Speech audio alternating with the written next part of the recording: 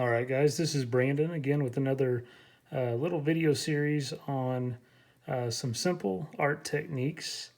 Today we're going to be doing a gradient. We're going to be working on blending our colors.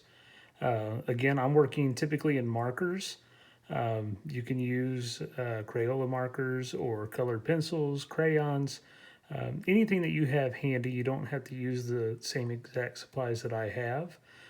I will be, of course, talking about kind of how to use the supplies that I have on hand, but you can adapt them to whatever project you're working on. So what we're going to be doing, again, working on these gradients, we're going to talk about starting with a certain color palette and working our way down to kind of transition from one color to the other, but not have definite solid lines between the transition of each color. So we're going to blend our colors.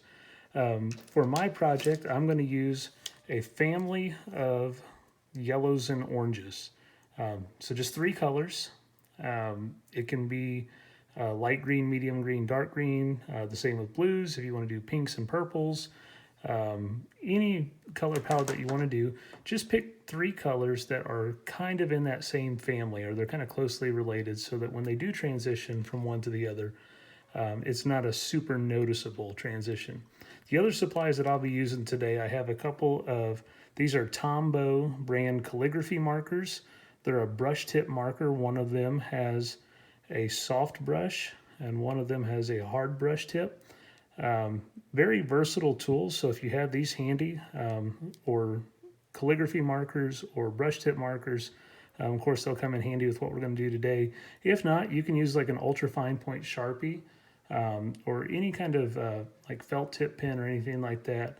And then you might want to have like a regular Sharpie on hand as well, to kind of block in some areas. And then the only other real thing that I recommend, what I'm going to be using, I'm going to use a white gel pen. Now you can use a white colored pencil or like a correction whiteout type pen. Just be careful with those. They tend to flow a little more freely, so they can kind of get a little messy or glob up on you. I'm using a Uniball Signo, and I think it's like a 0.8 point tip. It doesn't really say, but it's got a pretty good sized tip on it. And we'll use that towards the end for the highlights and kind of some other little detail pieces. We don't want to overdo it. We just want to accent some stuff. So we're going to do kind of a silhouette scene. I'll get started here in just a moment. I'm going to start from the top and work my way down, progressively getting darker with my colors. Now what's cool with some of these artist markers, I use Prismacolors and Copics for most of my more professional stuff. Again, you can use colored pencils or Crayola markers or whatever markers you've got on hand. I just happen to like these, so you'll hear me talk about these a lot. Again, you don't have to have them to be able to get kind of similar results to what I'm doing. The cool thing about these, though, is that if I go through and color this yellow and then let it dry and go back over the top of it, it will actually create a gradient within itself. They're pretty translucent markers, which means that they still allow a lot of what's underneath them to show through. So they have that kind of open time for as long as they're wet. They'll stay pretty consistent color-wise all the way across, but as they start to dry, and they are an alcohol-based ink, they'll dry kind of quickly. So we want to keep that in mind. If you're going to put down just one color and you want it to stay nice and even, don't let it get dry on you, because if you then go over it again, you'll have to go through the whole area to kind of even it out again. And it's going to add pigment and density to your picture. I'm going to work kind of fast and kind of loose. What I'm working on today is a watercolor pad. I bought this at Hobby Lobby. They're 4" by 6". They're kind of like a postcard type size. They're 140 pound, 300 gram cold press watercolor surface. This is a relatively smooth texture watercolor paper. There's some that is much more coarse than this is. I'm going to take advantage of the fact that this actually lets the ink and my markers bleed just a little bit because I want my picture to be kind of softer. Normally when I'm doing more professional type art, I work off a Bristol board because it's got a nice smooth surface. It's more of a heavy cardstock. And the ink kind of sits on top of it instead of leaching into it and spreading out. I want that effect on this, so that's why I'm using this. I also do a lot of these postcard size, and I take them into the hospital where I work during the day, and sometimes I like to give them to patients as kind of cheer you up, get well kind of things. Put a little message anonymously on the back. Kind of fun for me to do. So I'll do a lot of my projects on these. You'll see that quite a bit in some of the different series that you watch if you follow my YouTube channel or if you subscribe or any of that kind of stuff. Really new to the YouTube thing as of today. I posted a few videos of things that I've done. Hopefully, if you're interested in doing some art, kind of from my take, from my point of view, certainly check out some of the other stuff. Kind of interesting thing, I grew up being able to do a lot of artwork. I was somewhat naturally talented in that. My dad's an artist, my grandpa was an artist, and we're all kind of different in our art style. So I've had to learn a lot of the things that I want to do in my style by watching videos of other artists that I admire. So hopefully I've got something to lend to you if you're interested in doing art kind of the way that I do it. So I'm going to get started. This is my lightest of the three colors that I chose from my palette. Again, I'm going to kind of start at the top, and I'm going to work my way down. Now you'll notice that I taped my paper, my postcard, down to my mat on the background there. I do that whenever I'm working, especially on smaller pieces, just so that I don't lose them kind of all over my work surface. I don't like for them to slide around on me. You'll also notice that I'm not being real careful about not getting out of the line, so I kind of mask off an area and work from there. Now I'm going to take my base color about 2/3 of the way down the page. You'll especially want to do that if you're working in colored pencils or something like that that's going to have more of a waxy surface, just because we're going to do something kind of cool down here, and sometimes it's hard for the markers to cover that waxier surface. So I've moved on to my medium color, kind of more of an orange, and I'm going to again start at the top, and I'm just working my way down, trying to be careful to fill in all the gaps here. It's okay if I have to go over a few spots more than once. You know, skies typically aren't real consistent all the way across. You get clouds and things like that.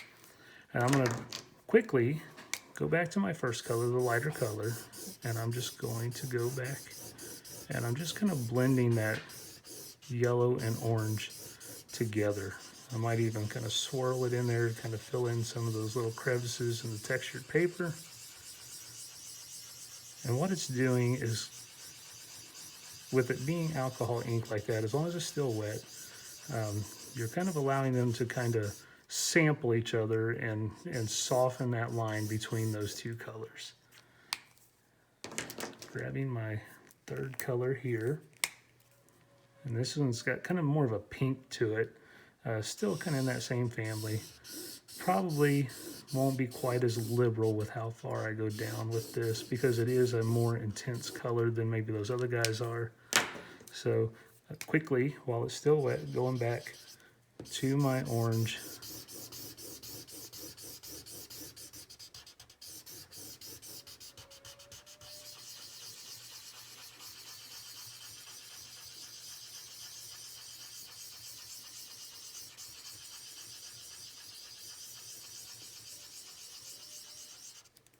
And trying to blend those in.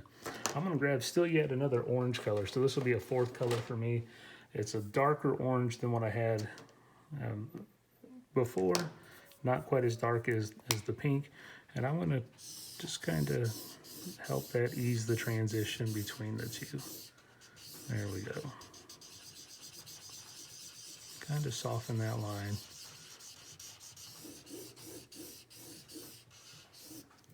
Perfect. Okay, so I think what I'm going to do here, you know, I live in the middle of Missouri, and we get some really dramatic sunsets around here, kind of in the late spring and sometimes in the summer. So I'm going to maybe put like a big tall oak tree in the middle here, and we'll do some kind of cool stuff from there. I'm going to go ahead and take my Sharpie, just a regular plain Sharpie, fine point, just your standard Sharpie, and go up about a third, and then all the way back across. And it's okay if you get kind of a wavy line there. I don't know about where you're doing your art from, but we've got all kinds of wavy lines on the horizon around here. And I don't waste a lot of the ink out of my more premium markers doing stuff like this. You know, again, Sharpies or large Crayola markers, magic markers, anything like that. Just something that'll fill in a large area with ink pretty quickly. And I'm just trying to make sure that I get as many of those little white spots out of there as I can. Again, one of the fun little challenges of working on a textured paper versus what I normally use with my Bristol paper, smooth surface.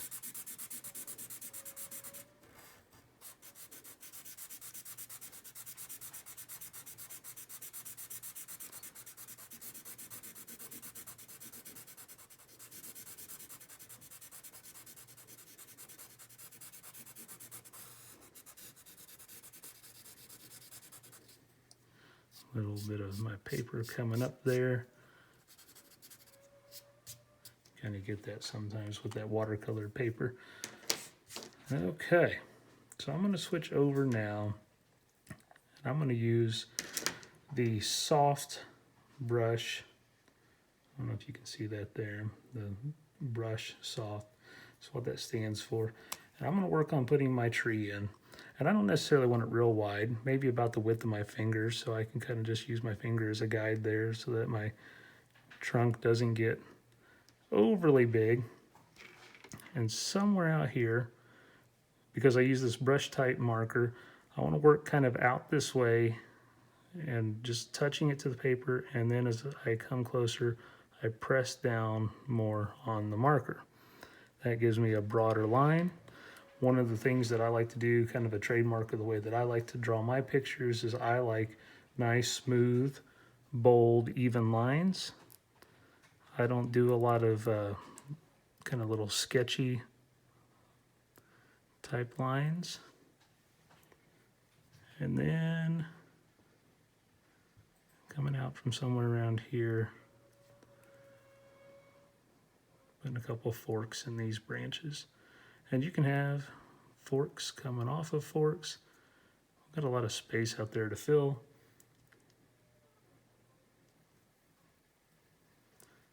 Now we want these branches, remember, the further away from the tree they are, we want to keep them nice and thin.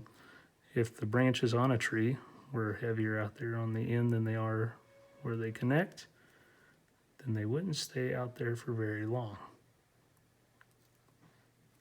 So then I will bring another branch down into that one. Maybe a little fork out there and a fork off of that.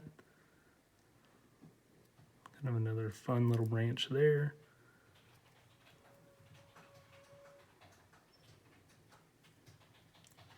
Just kind of anywhere you want to put them.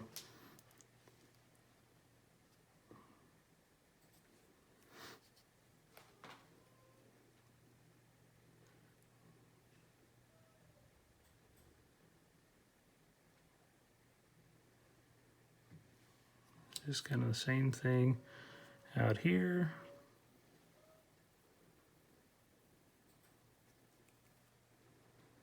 And then we just keep doing that. I try not to make mine too symmetrical. You know, I don't want it to look like the tree was pruned a certain way to have matching branches all the way across. Have a little fun with it. This is kind of the part of the video where everybody's tree, everybody's picture will really start taking shape as their own. We're all drawing the same thing, but if they all look a little different, that's okay. That's half the fun. That's what makes the artwork cool. Kind of seeing all these pictures of the same thing, all interpreted differently by all the different artists.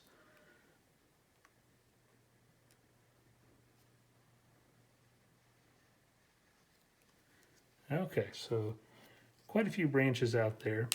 Now for all this filling in area, I'm just going to go back to my regular Sharpie. You can use your fine point marker if you want to. Again, I like to save the ink on markers like that where I can. This isn't a super highly detailed area. Certainly not something that requires a lot of precision. Try to stay in the lines that we drew on our tree branches.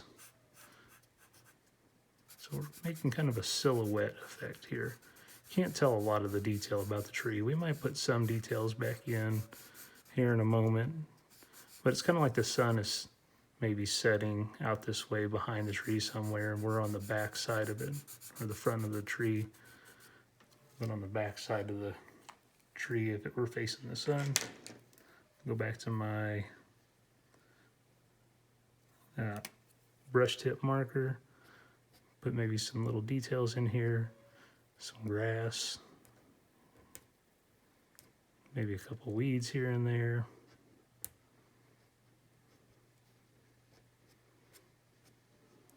And I'm just making confident little brush strokes.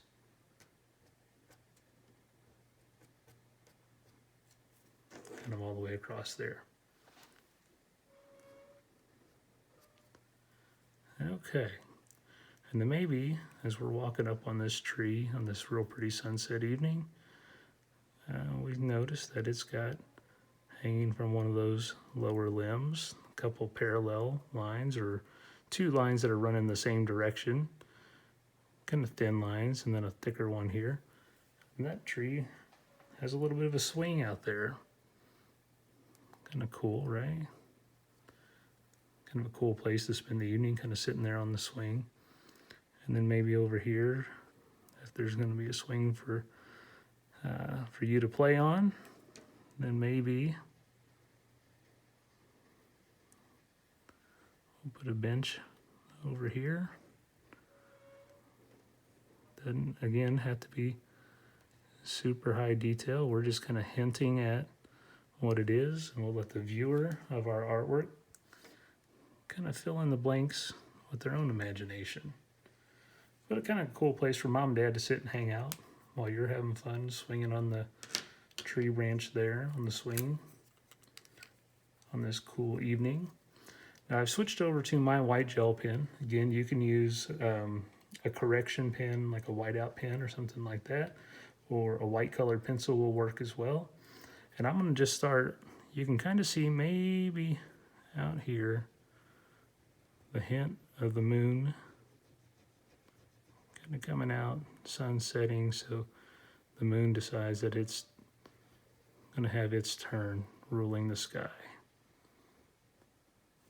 So we'll put that out there, and then when the moon comes out, brings all of its friends, a bunch of cool little stars here and there. Don't forget to kind of mix them in behind your branches.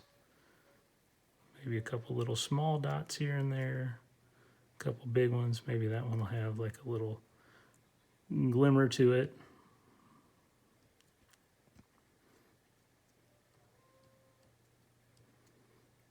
But definitely don't forget to mix some of them kind of in the branches there. So we want it to look like that tree is in the foreground. It's closer to us than the sky is. And then maybe over here on this side, just a couple little hints that we can see a little bit of light just on the edges there.